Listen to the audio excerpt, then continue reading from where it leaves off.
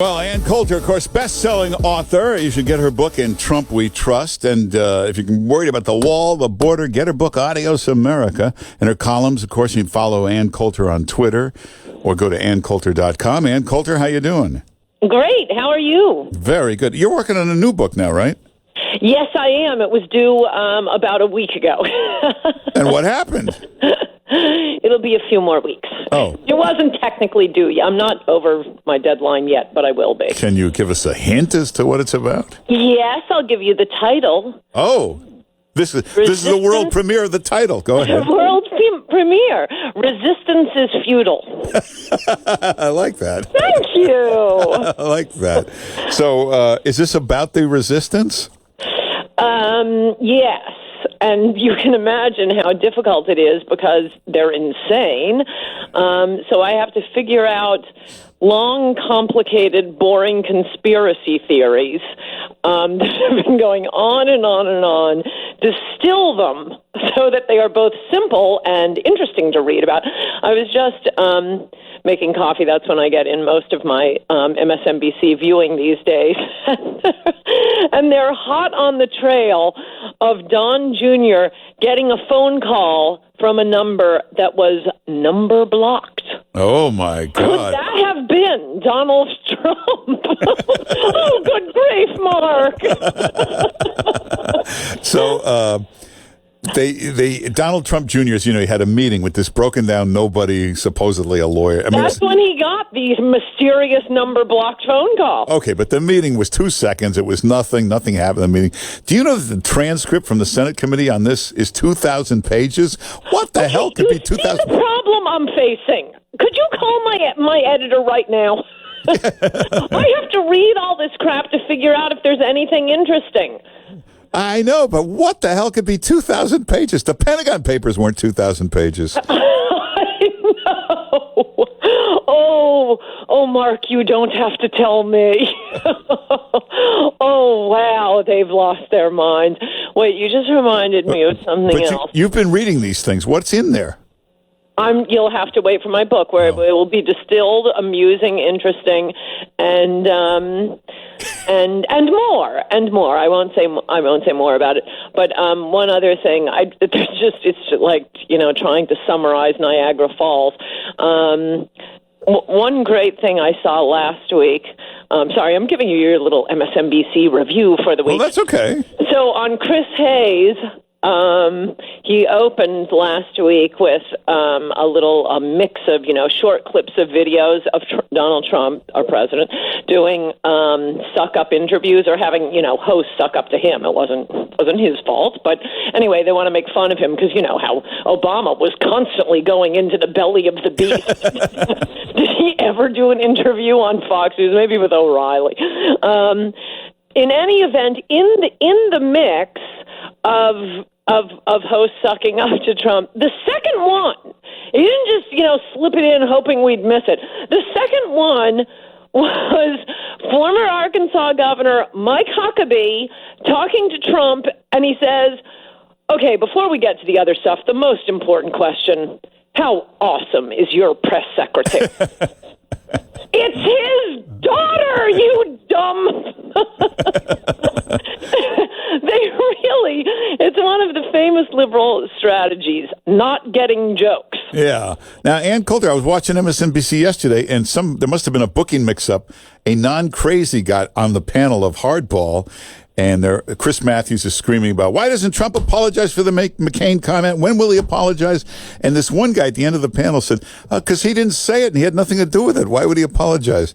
And they just kept going on as if Trump had said it and he was supposed to apologize.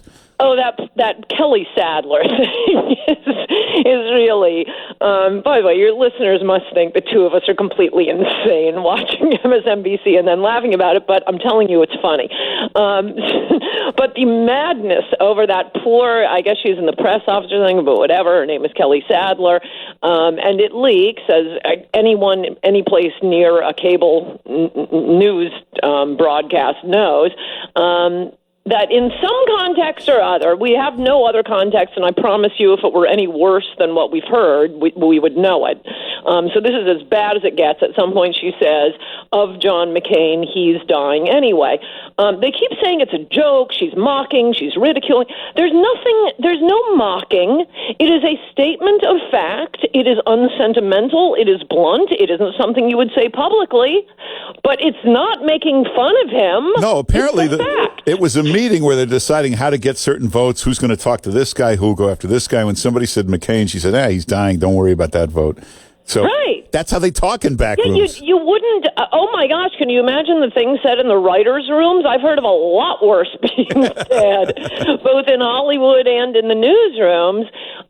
But to be leading with this all the time, yes, in addition to the fact that Trump didn't say it, it was not said publicly. I agree with the White House. The leak is the outrage here. And, if anyone's responsible for hurting the feelings of the McCain family, it's the person who leaked it. It's blunt and unsentimental, but it is not mocking. No, and I've been in a few newsrooms and networks in the last few weeks where they actually said to me, hey, McCain is dying. We're doing the obituary. Do you have anything we could put in there?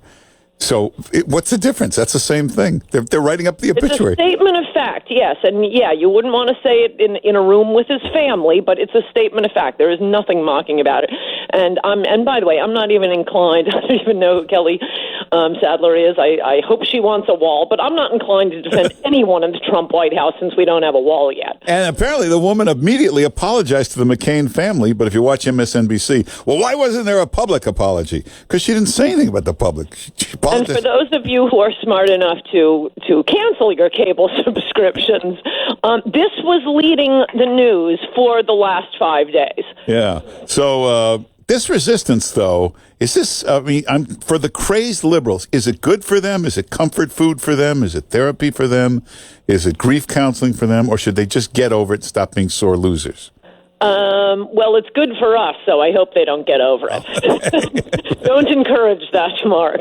But there was an hilarious article in the Daily Beast, I don't know, yesterday, the day before. It's so adorable when liberals write things like this, saying that, Democrats are upset that all cable news wants to talk about is Russia, and they can't get on to talk about their ideas. Oh, give me a break. Yes, they're just champing at the bit to talk about all those great ideas they have. They're the ones who are pushing this nonsense. Well, so, but at some point, don't they look and say, he keeps going up in the polls. He actually has his highest poll numbers in a year. Maybe what we're doing isn't working. Let's try something else. No, they are too far in on this. Well, did they ever stop and think, let's get a couple of issues and let's just push the hell out of this? Apparently not, and I hope no one slips them that idea. Oh, all right. Well, what about the Mueller investigation? Why doesn't somebody say, you're going into your second year, and so far you've indicted nobody that had anything to do with the Trump campaign? I know, you had a great tweet on that. Independent counsels aren't supposed to have anniversary parties. But every indictment, every guilty plea, everything has something to do with something from 20 years ago, and nothing to do with the Trump campaign. Yes, well, still investigating. No, I know. This is a big problem. It's a problem with independent counsels. I'm worried about that wonderful. These days, wonderful is defined as not insane. Judge Ellis, who read Mueller's team the Riot Act. What was it, last week? Time goes so fastly. Yeah, but it looks like he's going to let the Manafort thing go ahead now. I would think. I'm worried that he's going to have to. I'm glad he got it out of his system and said what all of us are thinking. None of this has anything to do with what your original commission is. But unfortunately, if you look at what the original commission is, it's basically, you may investigate the world. You or I could come under investigation for being Trump supporters soon, if he just comes across it in the course of investigating. So, legally, I think it could be tough to, I don't know, I hope he does. I don't know. To the Supreme Court, let's get at least more judges to give them the chance to yell at Mueller. Well, if you study history, Trump always seems to win in the end. There may be some rough patches, but he always seems to win in the end. So I have a feeling that'll hold true with Mueller. And it better hold true with the wall. All right, we'll get your wall, don't worry. Now, the book, when does this book come out? It's supposed to come out just before Labor Day for last minute beach reading. Don't hold me to that. Well, get off the phone and go write. We need this book. We got to have this book. We got the title. Give us the title again. Resistance is futile. Great title. Excellent How the title. Trump-hating left caused, or rather, how the Trump-hating left has lost its collective mind. Well, there's the world premiere of the title. That's good. And everybody get Ann Coulter's book, In Trump We Trust. I love Adios America. Very timely right now. And go to AnnCoulter.com. You can get a lot of stuff there. And make sure you sign up for Ann Coulter on Twitter and Facebook. Ann Coulter, thanks for being with us. Good to talk to you, Mark Simone. Bye-bye. All right, take care.